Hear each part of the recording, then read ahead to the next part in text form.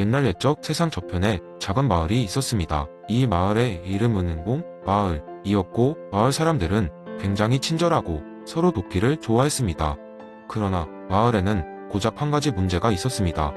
바로 모든 사람들이 너무 선의를 지니고 있어 어디에 어떻게 도움을 줘야 할지 혼란스러워한다는 점이었습니다. 마을 한가운데 피터라는 이름의 노인이 있었습니다. 그는 마을의 지혜자로 불리었고 사람들은 그에게 가서 조언을 듣곤 했습니다. 피터는 오랫동안 효율적이타주의라는 이론을 연구해왔고 언젠가는 이 이론을 활용해 마을을 더 행복한 곳으로 만들 수 있을 것이라고 굳게 믿고 있었죠. 어느 날 마을에 대홍수가 닥쳤습니다. 많은 사람들이 집을 잃었고 길거리에 나앉게 되었습니다.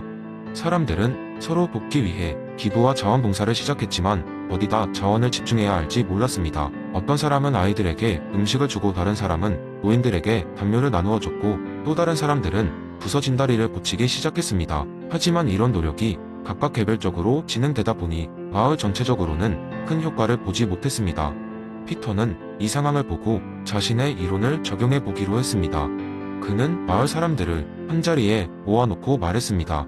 우리가 가진 자원과 시간이 무한하지 않아. 그러니 이 자원을 가장 효과적으로 사용할 방법을 찾아야 해. 그는 먼저 사람들이 가장 큰 영향을 미칠 수 있는 분야를 함께 고민했습니다. 긴 토론 끝에 그들은 깨끗한 물을 안정적으로 공급받는 것이 가장 시급하다는 결론에 도달했습니다. 물이 있어야 다른 모든 문제, 즉 위생, 식량, 건강의 문제를 해결할 수 있었기 때문입니다.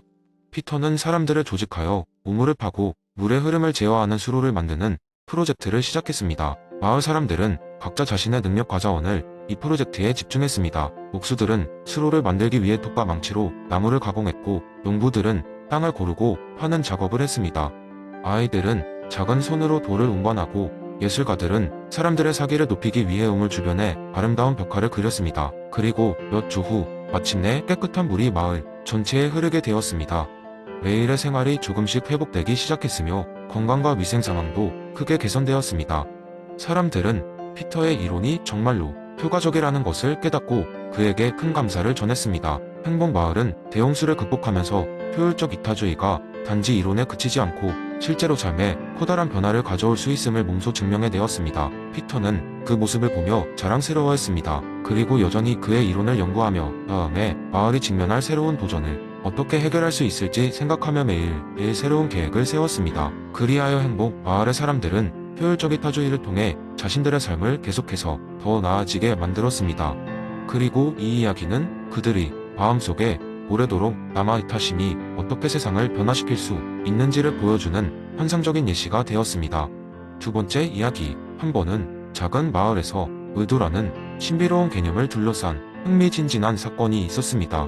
이 마을의 사람들은 항상 평화롭고 조용한 삶을 살았지만 어느 날 이상한 소문이 퍼지기 시작했습니다. 마을의 중심에 있는 오래된 도서관에서 엘리자베스 앤스컴의 인텐션 책이 사람들과 대화를 나누고 있다는 것이었습니다.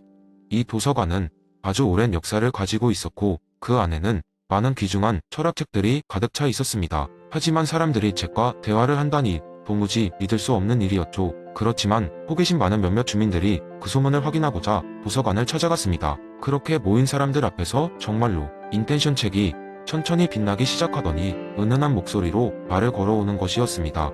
왜 행동하는가? 라는 깊은 질문으로 대화를 시작한 책은 사람들의 행동 뒤에 숨겨진 다양한 의도들을 하나하나 파헤치기 시작했습니다. 먼저 마을의 빵집 주인 존이 책과 얘기를 나눴습니다.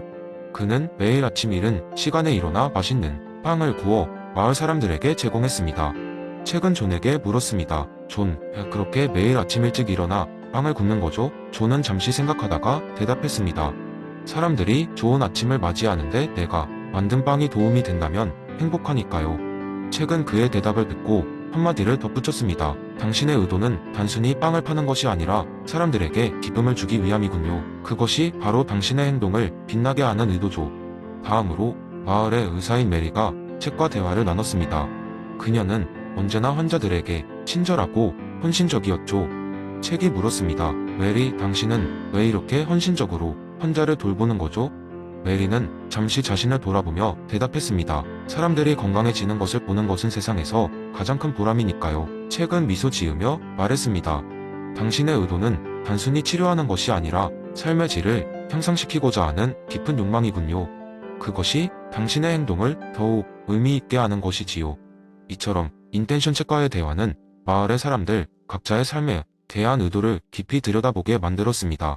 책과의 대화를 나눈 이후 마을 사람들은 서로의 행동에 담긴 의도를 이해하고 존중하게 되었고, 그 결과 마을은 더욱 따뜻하고 서로를 배려하는 공동체가 되었습니다. 그리고 이 모든 일을 통해 사람들은 깨달았습니다.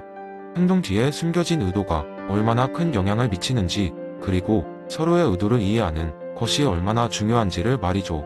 그렇게 엘리자베스 랜스콤의 의도에 대한 이론은 놀랍게도 아주 작은 마을의 공동체 정신을 더 깊고 의미 있게 만드는 데 기여하게 되었습니다. 세 번째 이야기, 버나드 윌리엄스의 진정한 자기 개념을 바탕으로 한 흥미로운 이야기를 들려드리겠습니다. 이 이야기는 젬마라는 여성의 삶에서 벌어진 특별한 하루를 중심으로 전개됩니다. 젬마는 평범한 회사원이었다. 매일 아침 8시가 조금 넘어서 출근의 서류 더미 속에서 보낸 그녀의 하루는 대부분 단조롭고 때로는 지루했다. 하지만 그녀에게는 그 누구도 알지 못하는 비밀이 하나 있었다. 그것은 바로 그녀가 깊이 숨겨둔 진정한 자기였다.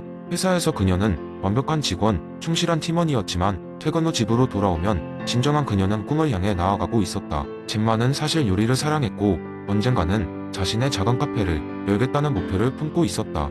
어느 날 젬마는 회사에서 중요한 프로젝트를 맡게 되었다. 그 프로젝트는 회사의 이름을 걸고 진행되는 큰일이었고, 성공하면 큰 보상이 주어질 수도 있었다. 하지만 그 프로젝트는 그녀에게 엄청난 스트레스를 안겼고, 무엇보다 중요한 그녀의 요리 연습 시간을 빼앗아갔다. 매주 화요일 저녁 그녀는 지역 커뮤니티 센터에서 요리 수업을 듣기로 되어 있었다. 그것은 그녀에게 단순한 취미 그 이상의 의미가 있었다. 하지만 프로젝트가 시작되면서 그녀는 그 수업을 포기해야 할지 고민하게 되었다. 그날 저녁 젬마는 집에서 홀로 머릿속으로 윌리엄스의 진정한 자기에 대해 곰곰이 생각했다. 그리고 스스로에게 물었다. 이 프로젝트가 나의 정체성과 어떤 관련이 있을까? 내가 진정 원하는 삶과 어떻게 연결될까? 그녀는 오랫동안 고민했다. 회사는 그녀에게 안정적인 수익과 미래의 보장을 약속했지만 그것이 그녀의 가슴을 뛰게 하지는 않았다. 반면 요리를 하고 새로운 레시피를 시도하는 동안 그녀는 진정으로 살아있는 기분을 느꼈다. 결국 젬마는 프로젝트에서 한 발 물러서기로 결심했다. 대신 그녀는 요리 수업에 집중했고 회사에는 솔직하게 자신의 꿈과 요리에 대한 열정을 털어놓았다. 상사는 처음에는 놀랐지만 젬마의 진솔한 이야기를 듣고 그녀의 결정을 존중해 주었다. 시간이 흘러 젬마는 마침내 그녀만의 작은 카페를 열 수 있었다. 그곳은 그녀의 개성과 열정이 가득 담긴 공간으로 많은 사람들에게 사랑받는 장소가 되었다. 그녀는 카페를 통해 사람들에게 맛있는 음식뿐 아니라 자신의 이야기를 전하며 진정한 자기를 찾는 여정을 공유했다. 젬마의 이야기는 많은 이들에게 스스로에게 중요한 것이 무엇인지를 다시 한 번 생각해보게 했다. 그녀는 자신의 선택이 단순히 현재의 상황에 매몰되는 것이 아니라 깊은 신념과 가치에 따른 것이었음을 보여주었다. 젬마의 성공은 사람들에게 진정한 자기 자신의 충실한 선택이야말로 가장 의미 있는 선택이라는 것을 일깨워 주었다. 이렇게 젬마는 윌리엄스의 이론을 실제 삶에 적용하며 자신의 진정한 모습을 찾아갔다. 그녀의 이야기는 많은 이에게 큰 영감을 주었고 진정한 자기를 찾기 위한 여정을 시작하도록 격려했다. 네 번째 이야기, 옛날 옛적 그리스의 어느 마을에 크리토스라는 젊은 청년이 살고 있었습니다. 크리토스는 세상의 모든 것을 통제하고 싶어 했지만 어찌 된 일인지 그의 인생은 늘 엉망진창이었습니다. 그는 자신의 외모, 다른 사람들의 의견, 심지어 날씨까지도 통제하고 싶었지만 그런 욕망은 번번이 좌절되곤 했습니다. 어느 날 그는 마을의 철학자 에픽테토스를 찾아갔습니다. 그는 에픽테토스에게 불평했습니다. 선생님, 제 인생은 정말 혼란투성이입니다. 아무리 노력해도 잘 풀리지가 않아요. 모두가 저를 비난하고 날씨도 늘 제 계획을 망쳐요. 도대체 어떻게 해야 하나요? 에픽테토스는 미소를 지으며 대답했습니다. 크리토스의 언어는 평안을 찾지 못한 이유는 너의 시선이 항상 외부에 있기 때문이야. 진정한 평온은 내부에서 시작된다는 것을 잊고 있구나. 크리토스는 잠시 생각에 잠겼습니다. 하지만 어떻게 내부에 집중할 수 있을까요? 나는 여전히 다른 사람들의 말이 화가 나고 계획은 날씨에 따라 좌우되는데요. 에픽테토스는 작은 연못가로 그를 데려갔습니다. 연못 위로 잔잔한 물결이 일렁였고 에픽테토스는 작은 돌을 던져 물결을 만들었습니다. 이 돌은 너 자신의 생각과 감정을 상징해. 이처럼 우리의 마음속에서 일어나는 것은 우리가 통제할 수 있지. 하지만 저 하늘의 구름처럼 외부의 사건은 우리가 통제할 수 없는 법이란다. 크리토스는 그 장면을 지켜보며 고개를 끄덕였습니다. 그렇다면 제가 해야 할 것은 제 생각과 의지를 변화시키는 것인가요? 그렇단다. 에픽테토스는 미소 지으며 말했다.